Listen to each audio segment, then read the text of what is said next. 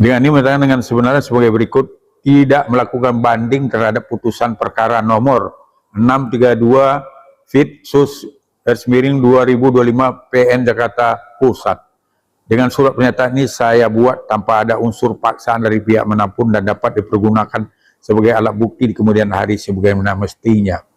Lapas Narkotik Cipinang 24/5. Nah, kan gitu.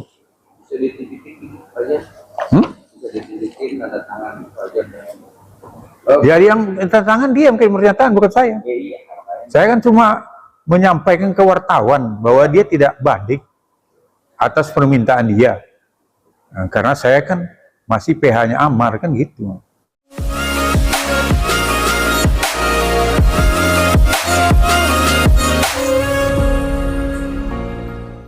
Sudah dari keputusan hakim oleh terdakwa yaitu Ahmad Joni dituntut 7 tahun didenda 1 M. Ada beberapa orang sudah mengatakan diterima, tapi ada 2 yang belum mengatakan diterima, masih berpikir. Kenapa aja sebagai kuasa hukum Ahmad Joni yang sudah dituntut 7 tahun yang paling tinggi dengan perkara ini, langkah-langkah selanjutnya apa menonton? Ya, pertama-tama ya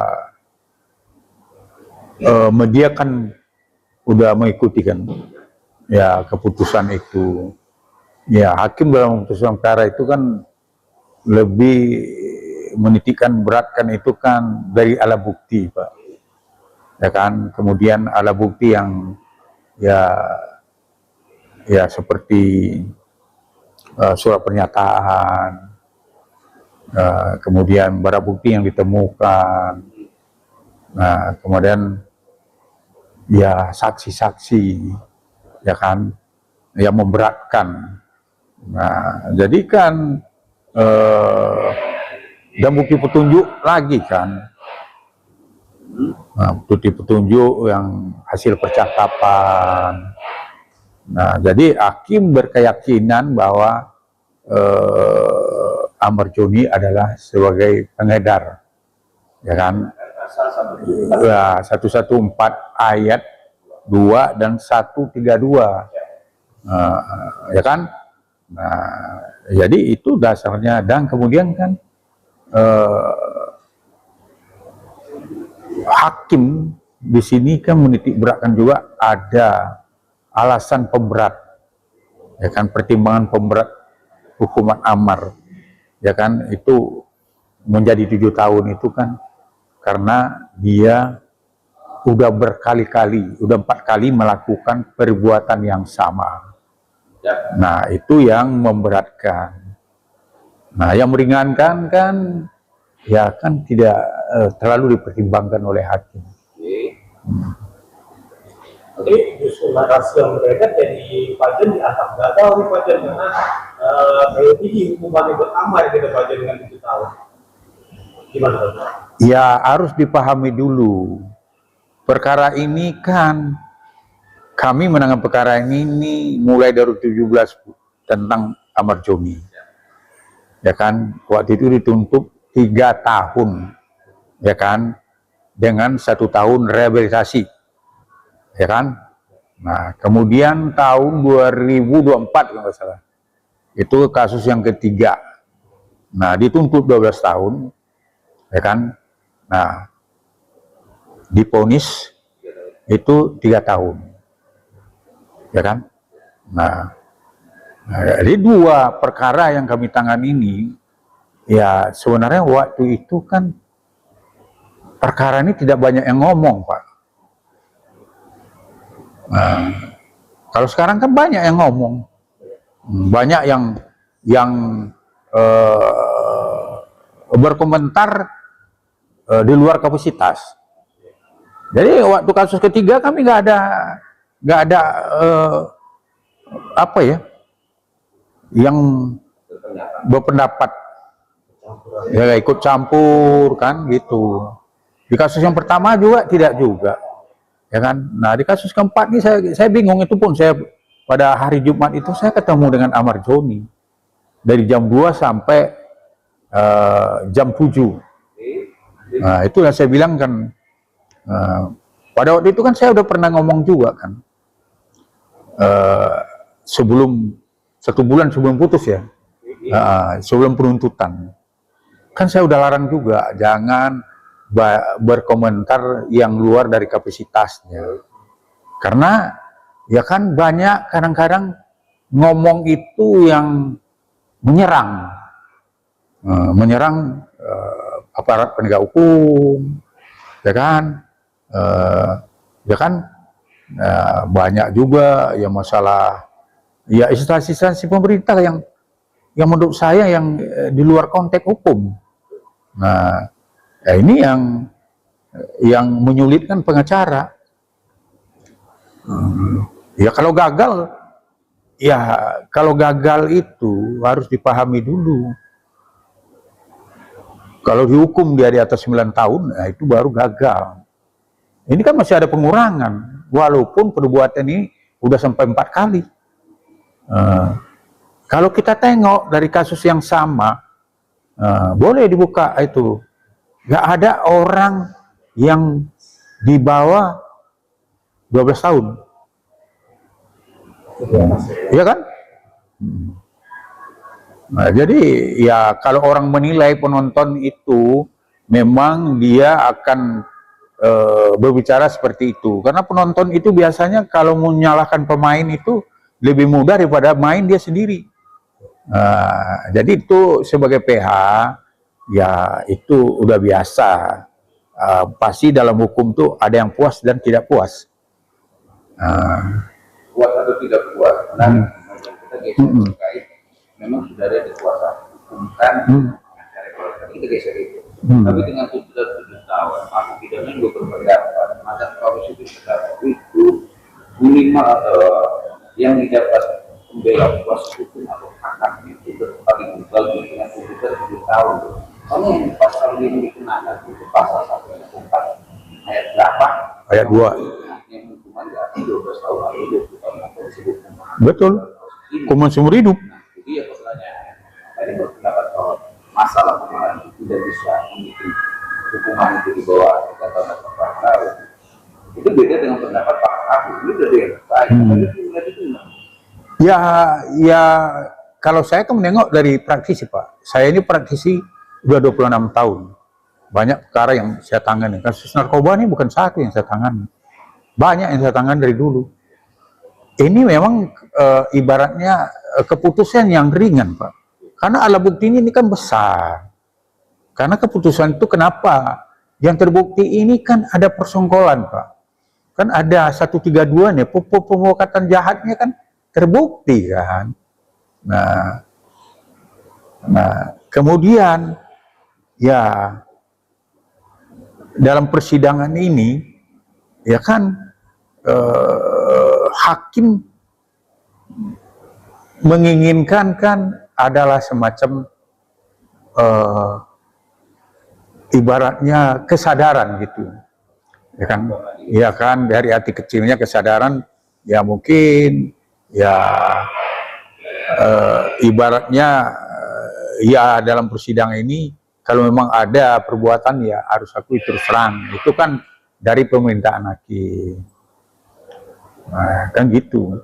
Berkali dengan statement Habib yang sekarang dengan argumentasi hakim berpendapat atau membantah soal wedel lah, soal publik lah, ya kan dengan statement Pak Juni yang sekarang dengan hasil dan tuntutan 7 tahun.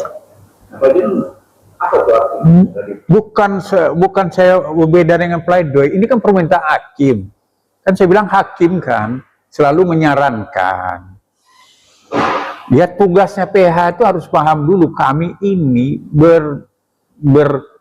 berusaha kan menyajikan ibaratnya membuka fakta-fakta.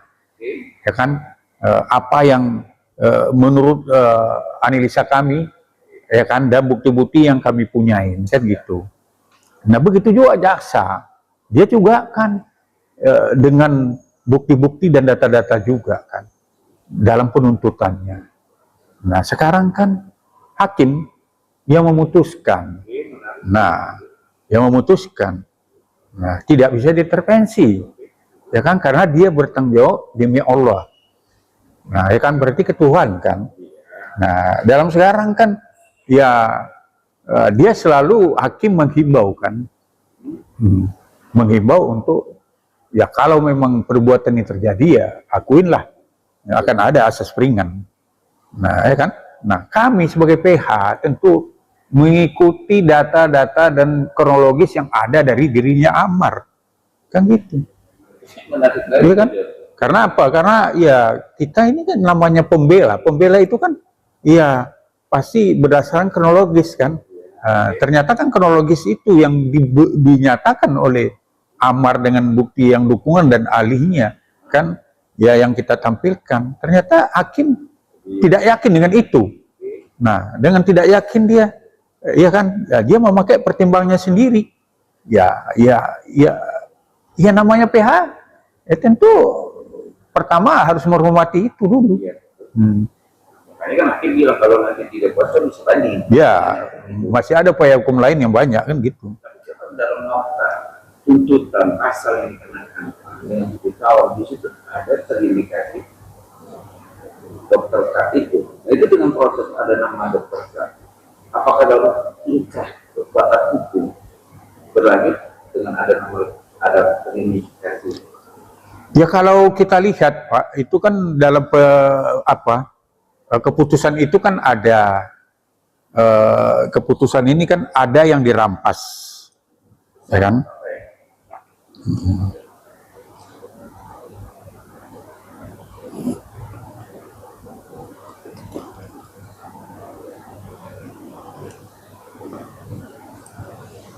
Mana nih? Putusan-putusan.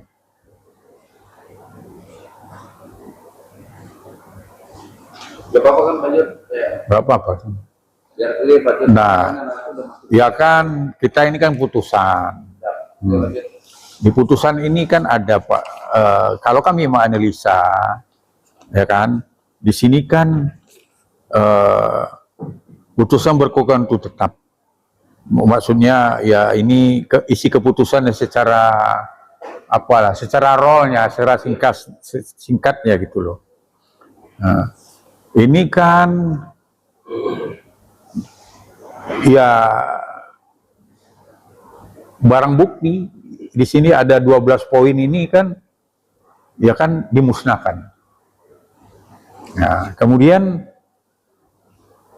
ada barang bukti yang ke-13, 14, 15, 16 seperti handphone gitu. Ya kan sampai 17, 18, 19 uang sebanyak 200.000 dalam aplikasi dana dirampas untuk negara. Nah, ya kan? Nah, kemudian ada bukti poin 20, satu buah flash disk berisikan video penggeledahan kamar terdakwa 6 Muhammad Ammar Akbar dan foto terdakwa memegang tas kecil warna putih. Nah, 7 lembar setting antara terdakwa Muhammad Ammar Akbar dan Dokter Kamelia terlampir dalam berkas. Nah, berarti kan kalau di sini ya berarti kan ya kalau terlampir berarti kan akan ada ya menurut kami ya, menurut pendapat kita ini ya akan ada ya pengembangan perkara kan gitu. Ya pengembangannya poinnya ya pasti kan dalam teori pidana dan sistem penyidikan di sini kan ada namanya turut serta, ya kan, sebagai fasilitator kan. Nah, kemudian tentu ada aktor intelektual yang punya barang, ya kan. Nah, yang punya barang ini kan udah jelas itu kan ada DPO. Nah, ini juga kita desak nanti. Ya kita desak Polri, ya dalam ini ya Polres Jakarta Pusat untuk kasus ini, ya jangan, ini kan pemainan lapangan semua ini yang disidang sekarang kan. Nah yang punya barang kan belum pernah, padahal kan dalam perkara itu kan jelas di situ pada waktu Kanit dihadirkan, dia kan sudah mengatakan bahwa si Andre ini kan ada di lapas Cipinang. Nah, kemudian kan tentu ya yang harus diapain juga tentu Ammar ini kan orang yang ada di lapas. Nah, tentu juga harus juga diselidiki siapa yang membantu dia memasukkan petugas, oknum petugas yang memasukkan ke dalam. Ini kan nggak, ini perkara kan nggak berdiri sendiri ini, ya kan? Nah, kemudian kan ada beberapa alat bukti ya, yang masuk ke sana itu seperti timbangan, ya kan? Banyak itu, ya kan, ada apa juga kan semacam untuk penghisap sabu. Nah, ini kan harus dilakukan juga penyelidikan, penangkapan terhadap orang-orang yang memasukkan ini dan alat-alat yang ada di sini. Ini kita kan juga setelah dapat keputusan nanti kita akan mendesak itu juga. Tapi dari sorotan bagian dari pembakaran ada barang-barang yang masuk. Jadi dijadikan lapas juga harus tanggung jawab dong. Ya ini kan harus diminta tanggung jawab juga. Janganlah pelaku lapangan aja. Pasti ada juga oknum petugas yang membantu ini. Nah ini kan perkara, ini kan ya itu yang akan kita hukum dengan lambangnya timbangan, Pak. Ya jadi jangan ya yang dikorbankan cuma amar CS aja. Karena kan barang ini nggak akan mungkin ada kalau yang tidak ada yang memasukkan. Karena amar ini kan seperti mayat orang yang di sana kan, orang yang di lapas yang harusnya itu kan menjadi tanggung jawab dari petugas lapas. Kalau ini ada kebobolan, harusnya ada yang pertama dulu. Kalau dalam sistem penyidikan menurut pendapat kita kan yang bertanggung jawab pertama dulu kan harusnya dilakukan penyelidikan dulu, siapa yang membantu membantu barangnya masuk ke dalam. Jadi intinya bagian dari tuntutan denda 1 M, kalau kita nggak bahas tentang 1 M yang harus dibayar atau disimpan barang-barangnya. Kalau 120 berapa hari tidak dibayar atau tidak dibalikan akan nambah hukumannya. Tapi kan itu juga harus keluar penjabaran. Namun dengan kedatangan Pak Joni terakhir hasil dari keputusan soal banding itu gimana penanganan? Ya kan kita bicara sama Amar kan, ya inilah keputusan, ya kan, bagaimana menurut pendapat kamu, ya kan, kamu kan, ya kan banyak orang yang kecewa, aku bilang, terhadap kerjanya PH, tapi kan PH bukan bertanggung jawab kepada orang netizen, aku bilang, kan bertanggung jawab ke kamu yang menunjuk saya sebagai PH. Nah menurut kamu gimana? Nah, kan gitu.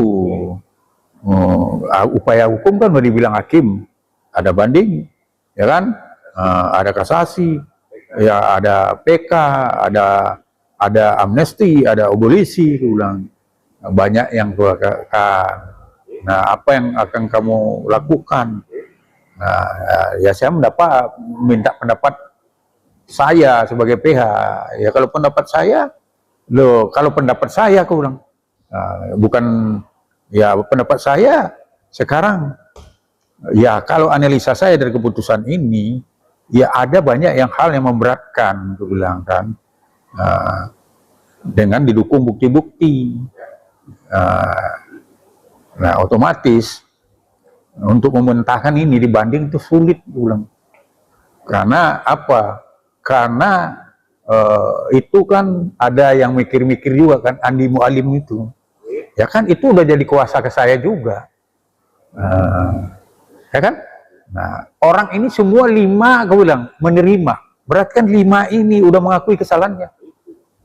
Ya kan, otomatis sekarang kau yang sendirian tidak mengakui kesalahanmu, aku bilang.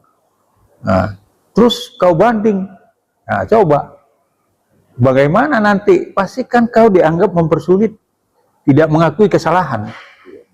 Karena suara udah jelas ini 5 ini udah terima. Dan yang harus dipahami, aku bilang, 70% itu banding, itu pasti ditambah. Nah, termasuk Nikita Mirjani, ya kan? Dari 4 jadi 6, termasuk perkara kamu dulu, jaksa banding, malah 3 jadi 4, aku bilang. Nah, ini coba dipikirkan, ya kan? Nah, ya itu akhirnya kan dia katakan Om ke wartawan bahwa saya tidak banding. Ya kalau itu yang kau lakukan, silakan. Kau bilang, kau bikin dulu pernyataan. Karena kan ya, udah ada isu, kamu ada pengacara lagi, kau bilang, ya kan? Dengar dulu, ya kan? Silakan kamu bikin pernyataan kamu, kau bilang. Kan gitu. Tapi yang ditulis dengan pernyataan yang sudah terlembar di surat putih. Apa yang ditulis dan apa pernyataan seorang Ahmad Joni kalau dia tidak banding di kertas putih itu Iya. Ya intinya poinnya Ahmad Joni ini surat pernyataan dia ya. Ada klien baru saya juga sekarang Andi Mualim juga kan dia tidak banding juga, udah menyatakan juga. Nah, ya surat pernyataan amar nih. Saya yang bertentangan di bawah ini nama Muhammad Amar Akbar. Alamat Lapas Cipinang Narkotik, pekerjaan tunakarya. Dengan ini menyatakan dengan sebenarnya sebagai berikut. Ya kan? Dengan ini menyatakan dengan sebenarnya sebagai berikut. Tidak melakukan banding terhadap putusan perkara nomor 632 Fit Sus Miring 2025 PN Jakarta Pusat. Dengan surat pernyataan ini saya buat tanpa ada unsur paksaan dari pihak manapun dan dapat dipergunakan sebagai alat bukti di kemudian hari sebagaimana mestinya. Lapas Narkotik Cipinang 2495. Kan gitu. bisa dititikin aja. Bisa dititikin tanda tangan aja. Ya yang tangan dia mungkin pernyataan bukan saya. Iya. Saya kan cuma menyampaikan ke wartawan bahwa dia tidak banding atas permintaan dia. Karena saya kan masih PH-nya Amar kan gitu.